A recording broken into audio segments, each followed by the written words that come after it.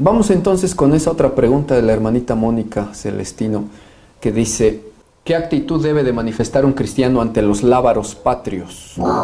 Dice: parece que algunos lo ven como un símbolo de adoración, pues ciertamente hay que resaltar que hay gente muy patriota, le pone entre comillas, e inclusive hay maestros que fomentan este tipo de amor.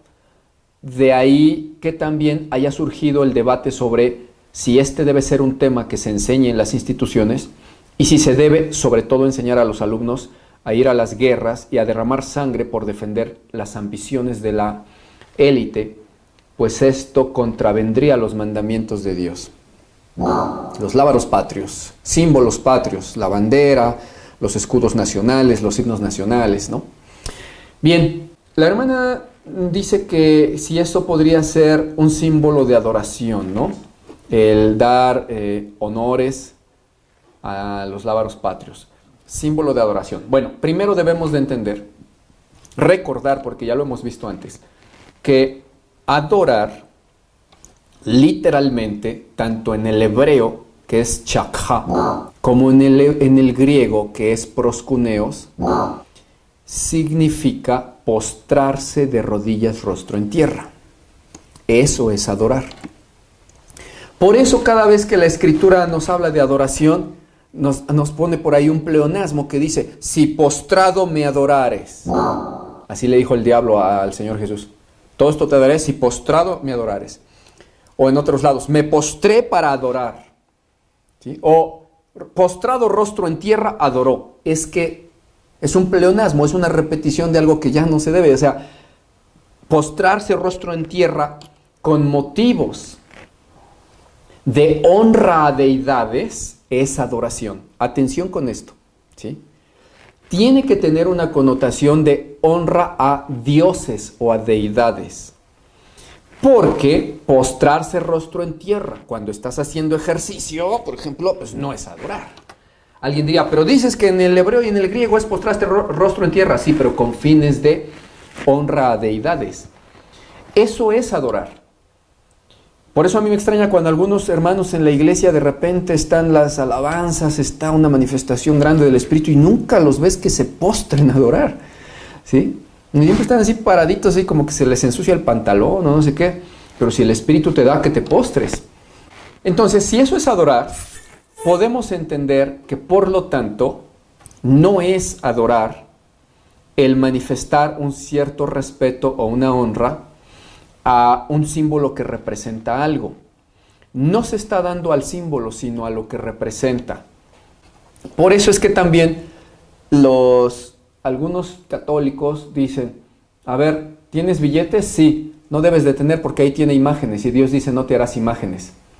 Sí, pero la Escritura dice: no te postrarás ante ellas para adorarlas.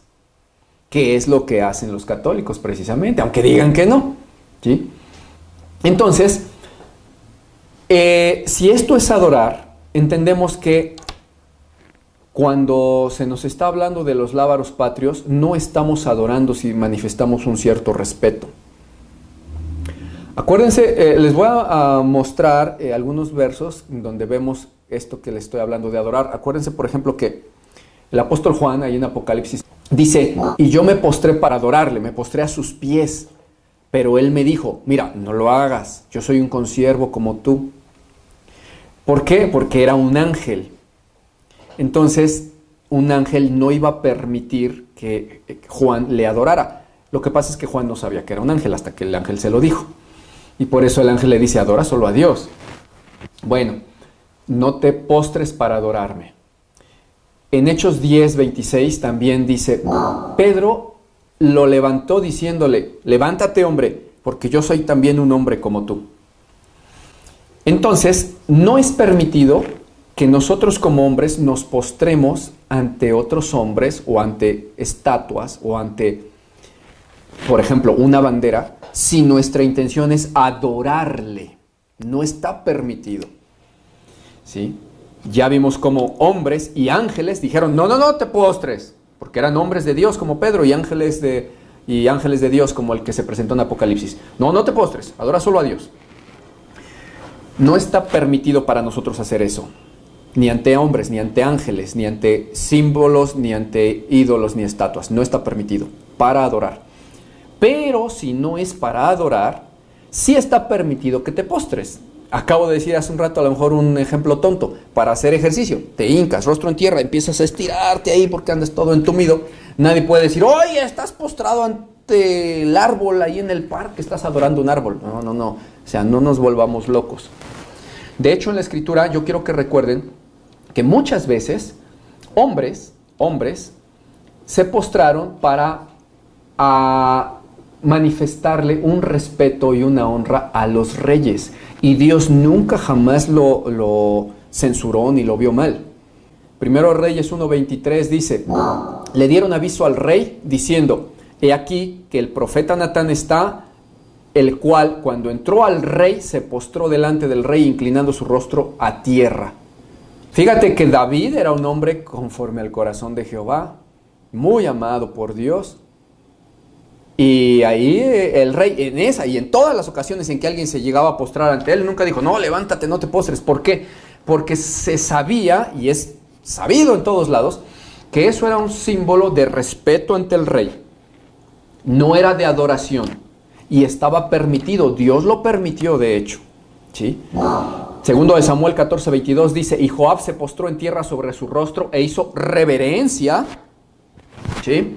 Rostro en tierra, hincado. Y después que bendijo al rey, le dijo, hoy ha entendido tu siervo que ha hallado gracia ante tus ojos, rey, señor mío, pues ha hecho el rey lo que su siervo ha dicho.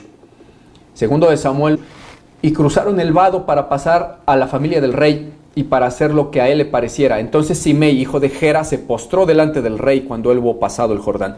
Y así infinidad de pasajes, ustedes los conocen. Dios nunca censuró eso, porque ese postramiento no era con motivo de adoración, sino de honra.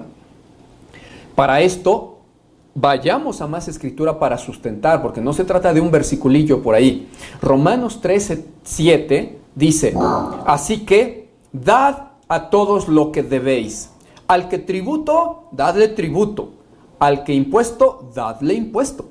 Al que respeto, dadle respeto, y al que honra, dadle honra. Por eso es que al rey que se le debía una honra, porque los reyes son puestos por Dios, dice la Escritura, entonces estaba permitido postrarse como señal de reverencia y de respeto. No es adoración, aunque se postren.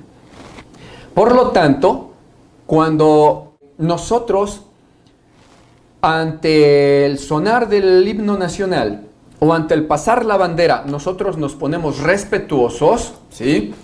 Y saludamos, o según el símbolo que tengan ahí en cada país, en señal de respeto a un lábaro patrio, entiendan que se está mostrando respeto ante lo que significa ese símbolo, no es ante el material físico del símbolo.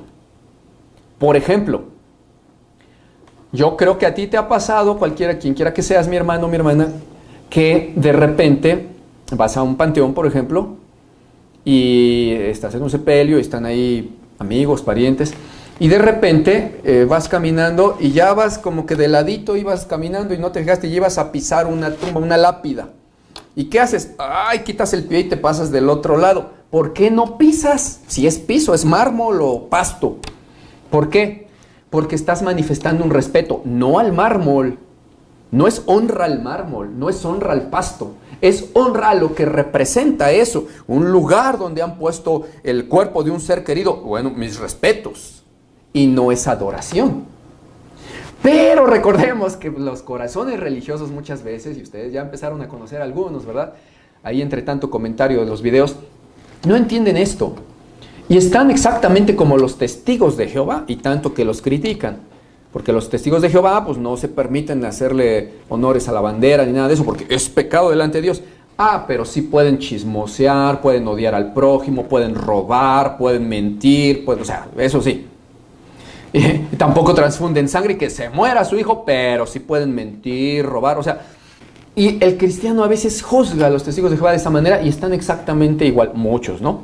Entonces es un tema bien interesante qué bueno que lo hizo la hermana, para que nosotros sepamos que no estamos adorando nada cuando rendimos honor, a quien honor, dice ahí Romanos 13:7, a un símbolo patrio, respeto, ok, punto, ya pasó, ok, porque representa mi nación por la cual incluso daría la vida, muchos himnos dicen. ¿Por qué? Porque en la Biblia aparece.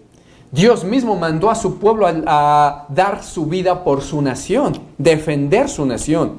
¿Por qué? Porque era una tierra que Dios le dio. Y cada pueblo tiene la tierra que Dios le dio y no otra. No crean que los judíos regresaron a su tierra porque son judíos y empezaron a tener mucha ciencia y porque Einstein, el padre de la relatividad, les dio el tip. No. Einstein era judío. No. Es porque Dios dijo, ahora regresan, es el tiempo profético en que los regreso a la tierra que yo les di. Y a los de acá los saco para allá. O sea, Dios él es el distribuidor de las tierras. Y es una herencia, dice la Escritura. Cada pueblo, tú mi hermano de Argentina, tú mi hermana de Ecuador, tú mi hermano de donde sea, de Colombia, tú tienes ahí en tu nación una herencia que Dios te dio temporal para que vivas. Por eso Dios mandaba a su pueblo a defender a la nación. Ahora, estamos en otros tiempos, en el tiempo de la gracia, en donde ya no se nos está mandando tanto ir a las guerras y todo eso, pero no se deja de hablar de soldados que sufren penalidades, por ejemplo, ahí en las cartas de Pablo a Timoteo, ¿sí? Tú sufres penalidades como un soldado de Jesucristo. Y luego dice, ninguno que esté en la milicia, o sea, en el ejército, así dice, ninguno que está en la milicia se anda enredando en cosas del mundo. Y Pablo ya estaba hablando en términos del Nuevo Testamento porque seguían existiendo los ejércitos. Dime, Cornelio, ¿en qué trabajaba? Era un centurión, ¿de qué? De los romanos. Y ahí estaba. Y Pedro no le dijo, te me sales de ahí rápido. No, ahí tenía que defender a su nación. Y tendría que tener algunas luchas espirituales con respecto a si podía seguir haciendo tales cosas o a lo mejor se daba de baja y todo eso, pero mientras tanto le fue lícito permanecer como soldado. Tenemos un video, les recomiendo que lo vean, que si un cristiano puede ser policía o soldado, portar armas, son 2 videos de hecho, véanlos para que entiendan mejor el tema. Pero en lo general, nosotros como ciudadanos de esta tierra o de estas patrias, tenemos que obedecer a las autoridades. En muchas naciones hay un servicio militar obligatorio y hay que atenderlo. Ahí no estás yendo a la guerra todavía, ni estás hiriendo a gente con espada ni nada, pero a lo mejor un día te van a ocupar para ello. Cada quien en lo individual hable con Dios y vea qué es lo que tiene que hacer, porque Dios es poderoso para librarte de toda cosa que tú no quieras hacer porque creas que le afecta a Él o te lo va a censurar.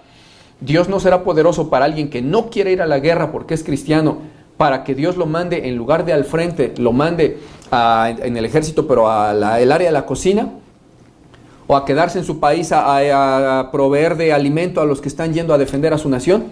Dios lo hará, ¿sí? Y no tendrá que estar hiriendo a nadie ni nada, pero muchos no tienen fe para eso. Y otra cosa, la hermana dice que para cumplir las ambiciones de la élite, bueno, eso es otro asunto. Hay de países a países y de ambiciones a ambiciones. Muchos tienen que ir a la guerra para defender a su nación. Otros tienen que ir a la guerra porque los manda a su nación para conquistar pueblos a lo bruto nada más. Cada persona que sea cristiana y llena del Espíritu Santo sabrá qué hacer en cada momento. Si tú, te voy a poner un ejemplo. No se va a dar mucho porque ustedes saben cómo está la apostasía en estos tiempos. Si un cristiano no quiere ya ni trabajar en la obra en la iglesia, ¿qué va a querer dar su vida o salir de su país por causa de Cristo para no tener que matar a nadie en una guerra? No van a hacer lo propio porque les falta llenura del Espíritu y celo a Dios. Pero si alguien sí estuviera en ello y está en un país donde lo están mandando a conquistar a otros pobres de otra nación, ese cristiano preferirá apostatar del ejército y huir de ahí, irse a otro país, etc. Y si lo agarran, lo fusilan o le dan corte marcial o lo que sea, sí, pero no va a rechazar los mandamientos de Dios en cuanto a no hacerle daño al prójimo, porque él está viendo injusta esa guerra. Él apostatará de esa milicia con las debidas consecuencias, pero habría que ver quién lo hace de a de veras, porque fácil es preguntarlo en una pregunta. A la hora de hacerlo ya no dan su vida por Cristo. Si no dan a veces ni siquiera tantito de lo que tienen para la obra de Dios, ¿qué van a dar su vida para Cristo? No dan su tiempo, no dan su esfuerzo, ¿qué van a dar su vida? Entonces, es algo complejo, pero Dios tiene siempre las respuestas en la palabra de Dios. Bueno, eso es la situación con lo de los lábaros y símbolos patrios. Lo que sí me es necesario abundar un poquito en el tema que estábamos, en el sentido de la religiosidad. Mencioné varias veces eso, pero llega a tal grado esta religiosidad a veces mucho en las personas, que pretendiendo falsa y religiosamente no violar, entre comillas, el mandamiento de no adorar y no postrarse ante lo que no sea Dios, cuando ya vimos en la Escritura, por ejemplo, ante el rey, etc., que muchos, cuando han tenido algún problema con algún hermano, le han agraviado, y yo les he dicho, mira, es que es gravísima tu falta, ve y humíllate ante el hermano, pídele perdón de rodillas. Me han dicho algunos, no, ¿cómo de rodillas? Uno se arrodilla solo ante Dios, yo no voy a hacer eso. Pero ¿quién te dijo que estás adorándole al hermano? Eso de arrodillarse y pedir perdón es un símbolo de humildad. De hecho, el mismo Señor Jesucristo dijo, ve y humíllate ante tu hermano. Es un símbolo de humildad. Yo he pedido perdón de rodillas a algunos hermanos, ¿sí? Llorando. ¿Por qué? Porque me duele haber fallado, me duele haberles hecho un daño o haberles causado un agravio. Y en humildad me he arrodillado ahí, y están sentados y me arrodillo y les pido perdón. ¿Por qué? Porque lo siento, me nace. Yo sé que no estoy adorando a nadie, pero una persona religiosa, eso lo va a ver mal. Desde ahí denota cuán mal anda en su corazón, porque todo lo ven mal, menos lo que están practicando, que son bastantes cosas malas, por cierto. Entonces, esa es la cuestión de la religiosidad. Judith, de Ecuador, adelante. Muchas gracias, pastor. Dios le bendiga. Sí, yo tengo una pequeña duda.